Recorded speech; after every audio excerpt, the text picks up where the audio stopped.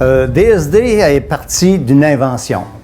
Je l'avais fait quelques-unes auparavant, mais l'invention du bec verseur qui a été fait il y a 30 quelques années. Et aujourd'hui encore, c'est notre pain et notre beurre. Même que depuis dernièrement, on a signé un contrat. On va avoir une fabrication de 6,5 millions d'unités par année. Qu'est-ce qui est important de savoir, c'est que les becs verseurs sont une source de réduction des GES, des gaz à effet de serre, sur le marché américain. Et c'est évalué par la Californie à 1 432 000 livres d'essence qui évaporent à chaque jour. Et ça, seulement par l'utilisation des réservoirs à essence, là, les jerrycans rouges. Là. Les premiers becs verseurs ont été faits en 1985. D'ailleurs, c'était un modèle qui était très, très archaïque, comme quand on commence à faire quelque chose, c'est un petit peu toujours comme ça. Suite à plusieurs années de développement, mais aujourd'hui, on a des modèles qui sont très performants et même un modèle qui n'est pas encore commercialisé, c'est qu'on va pouvoir vider un 5 gallons en 1 minute. Et ça n'existe pas et c'est très, très, très supérieur à tout ce qui existe. D'ailleurs, la même vitesse qu'enlever le bouchon, enlever le bec, le tuyau et vider directement avec le contenant, c'est à peu près la même vitesse. Parce que le bec verseur a non seulement une sécurité pour empêcher les évaporations, il y a aussi une sécurité pour ne pas que les enfants puissent l'utiliser. Lorsqu'on va arriver avec le bec verseur 5 gallons 1 minute, on va avoir quelque chose qui va couler plus rapide que tout ce qu'il y a sur le marché. Fait qu'à ce moment-là, on va vraiment aider encore plus à produire, à protéger plutôt pour les gaz à effet de serre. Puis ensuite, très heureux parce que j'ai travaillé longtemps pour finir par trouver comment faire et le travail, des fois, ça rapporte. Fait qu'on arrive avec un produit qui va être vraiment très spécial. Dans les becs verseurs, considérant que c'est un produit qui est utilisé avec l'essence, pour la majorité des produits qu'on a, le contrôle de qualité est un contrôle de fonctionnement. Premièrement, esthétiquement, les personnes regardent pour que toutes les pièces soient parfaites. Deuxièmement, c'est un test de fonctionnement. Et à la suite de ça, c'est un test d'étanchéité qui est fait à 100%. Fait que chaque produit est vérifié pour être sûr que la qualité est vraiment à 100%. Lorsque, dans l'automatisation pour la production, pour nous, il y a certains endroits où le travail est un peu plus exigeant pour les personnes. C'est les premiers endroits où ce qu'on regarde pour optimiser, robotiser. Bien, nous, dans toutes les choses qu'on va travailler, qu'on soit l'injection de plastique, que ce soit pour un peu n'importe quel produit, on regarde toujours pour laisser le moins d'empreintes possible. On récupère nos produits, on les réutilise. L'eau est récupérée au complet. On a un système qui l'eau circule. Parce que, premièrement, on n'est pas sur un circuit de la ville ici. Fait que la nappe phréatique, il faut l'économiser. Mais on fonctionne en circuit fermé. On a des systèmes à l'extérieur pour refroidir l'eau. On a à l'intérieur. Puis on essaie aussi de garder avoir un environnement propre pour les personnes qui viennent travailler. On dit toujours innover en faisant attention à l'environnement. Présentement, on finit par être à l'entour de 90 employés et dans un avenir assez rapproché, on va dépasser le 115, 120. La superficie de l'usine ici est de tout près de 70 000 pieds carrés. DSD a été fondé par moi après quelques années d'opération. Ma fille Sonia, qui est avocate, s'est jointe à moi. Et il y a 2 ans, j'ai décidé que c'était elle qui devenait la présidente. Elle m'a trouvé un super de beau titre ronflant qui est vice-président à la recherche et développement. Pour nous, les deux, ça n'a pas vraiment changé qu'est-ce qu'on faisait déjà parce que Sonia était déjà très impliquée. Et moi, je faisais de la recherche et le développement. C'est dans ces choses-là que je faisais. Mais aujourd'hui, qu'est-ce qui fait que DSD continue à progresser? C'est qu'on s'est entouré de très belles personnes. Puis le nerf de la guerre. On a beau avoir des idées, il y en a d'autres aussi qui en ont des bonnes. Il faut les prendre et il faut continuer à évoluer. Lorsqu'on parle de main-d'œuvre, on parle d'avoir du bon service. C'est sûr qu'il faut de la formation.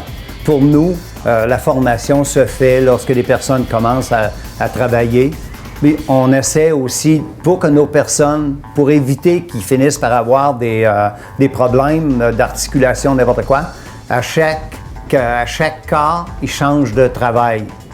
Puis pourquoi on a plusieurs postes où il y a des travaux manuels? Ça permet d'empêcher que ce soit les mêmes parties du corps qui travaillent durant toute la journée. Oh oui, la santé et sécurité, c'est primordial, puis pas rien que ça. Lorsqu'on a des bons employés, qu'est-ce qui fait la valeur d'une compagnie? C'est les employés. Parce que pas d'employés, on a beau avoir les meilleures idées du monde, on n'ira pas loin, là. Mais lorsque nos employés sont heureux, et je crois que nos employés sont vraiment contents ici, on les traite comme il faut, ils ont des horaires qui ont du bon sens, fait qu'on fait notre possible pour que tout le monde soit heureux. Et en santé. Si on prend dans les années, reculons peut-être de 3 ans, on a fait différents achats, on a fait des investissements. On était majoritairement dans les becs verseurs. On fabriquait des balises, on fabriquait des tuteurs et on avait certains produits qui allaient dans les quincailleries. En cours de route, on continue à fabriquer pour quelqu'un qui les vend, mais que c'est son domaine. Fait que pour lui, il fait toutes les chaînes au Canada. Fait que pour eux, ça a été très bon. Pour nous, ça augmente notre production. Par contre, on n'a plus besoin d'aller faire les expositions dans ces magasins. Oui, la sous-traitance, on va le faire. Encore là, on va faire la sous-traitance, on va même développer les produits pour eux. Les personnes nous contactent avec l'expérience qu'on est allé chercher au cours des ans, d'avoir fouillé dans à peu près n'importe quoi. Ça me permet de pouvoir de faire une bonne idée de comment on peut finir par faire que le produit qu'on va faire pour ces personnes va répondre à ce qu'ils ont besoin. On a développé, à chaque année, on a 5-6 produits qu'on fabrique pour d'autres compagnies. Les produits en sous-traitance peuvent représenter à peu près 10 % du chiffre d'affaires de DSD. L'innovation chez DSD, c'est de, premièrement, regarder ce qu'il y a sur le marché. Et le deuxième point le plus important, c'est d'évaluer les problèmes que les autres peuvent avoir. Parce que seulement copier, pour moi, moi, je connais pas ça, là. Copier pour faire pareil, ça m'est jamais arrivé. Je vois pas pourquoi on ferait ça. Il y a toujours, chaque pièce qu'on fabrique a des possibilités d'être améliorée ou complètement changée. Fait que dans tous les produits qu'on a faits, on finit par trouver, il y a toujours une partie de DSD qui a été modifiée, qui est différente, qui va faire un travail beaucoup supérieur puis ça, c'est... Quand vous parlez de DSD, c'est ça. L'innovation, on ne sort pas de ça. Là, disons que l'an passé, seulement pour les produits d'érablière, nous avons 23 moules qui ont été fabriqués. Ça veut dire qu'on a une gamme de produits qui, à partir de l'érable, aller jusqu'à la cabane à sucre, tout ce qui peut être les tubes main, les tubes 5-16, 3-16, les connecteurs, les sellettes pour aller sur les tubes. On a une gamme qui a été développée qui rencontre au plus haut standard qu'il y a sur le marché. D'ailleurs, si on parle de produits qui sont vraiment spéciaux, ici, on finit par avoir une petite plaquette qu'on a montrée. C'est sûr que c'est exagéré, mais un chalumeau DSD avec paroi mince, on peut finir par l'entrer dans un trou, même quand il est vraiment ovale, et le chalumeau va s'adapter au trou. On fabrique des tuyaux 1/2, aller jusqu'à 2 pouces présentement.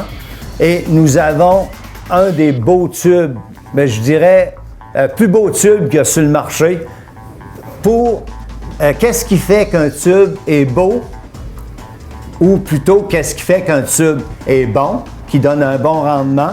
C'est le matériel qu'on utilise et c'est aussi la machinerie qu'on utilise. Parce que si vous remarquez, un tuyau doit être une belle paroi lisse à l'intérieur, ce qui fait que la saleté ne colle pas, une paroi lisse à l'extérieur pour ne pas que la neige colle dessus. Tous nos produits sont protégés avec pour les rayons ultraviolets pour avoir la meilleure résistance possible dans la sucrerie. Des produits jetables, c'est pas vraiment bon pour l'environnement. Et les produits qu'on fabrique, oui. Fait que toutes les pièces sont faites pour résister. Si on regarde, pour protéger l'environnement, il faut avoir dans l'esprit que lorsqu'on fabrique un produit, il va être sur le marché très longtemps, puis il va faire aussi le travail qu'il doit faire. L'environnement, très important. Nous nous sommes lancés aussi dans la fabrication de tuiles pour des planchers, là, exemple deck hockey, ça peut aller dans les sucreries, ça peut aller un peu partout où ce que les personnes veulent avoir un plancher qui est confortable pour pouvoir travailler, qui, lorsqu'il y a de l'eau qui va aller dessus, qui devient sec, qui est antidérapant, on finit par avoir 4 modèles de surface. On a 3 modèles qui sont perforés et un modèle qui est plein. On a un modèle de surface qui n'a pas de petite texture là, pour empêcher de glisser. On en a que les ribs ont 3 millièmes, d'autres qui ont 8 millièmes. On a la capacité de pouvoir produire des grandes quantités. Présentement, on a des distributeurs canadiens. On est en train de travailler avec des distributeurs américains. Et suite à ça, on va aller en Europe. Parce que c'est un produit encore qui va avoir un brevet dessus, mais on a des points qui sont très, très supérieurs à toute la compétition.